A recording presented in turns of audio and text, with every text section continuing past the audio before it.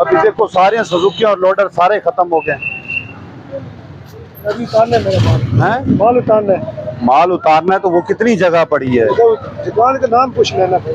तो उधर खड़ा कर दो ना, रोड पे जरूरी करना है तो उधर खड़ा करो ना। माल पूछो उधर पूछ लो ना, उधर खड़ा करके पूछ लो।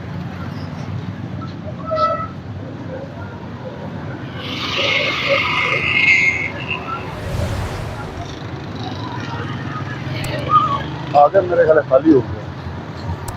अब देखो आप देख रहे हैं तमाम सुजुकी और लोडर रोड से गायब हो गया। इनको पहले भी मैंने वार्निंग दी थी, पहले वार्निंग दी थी कि मैंने कहा रोड के ऊपर लोडर और सुजुकी ना खड़ी करें। ये किधर गया है,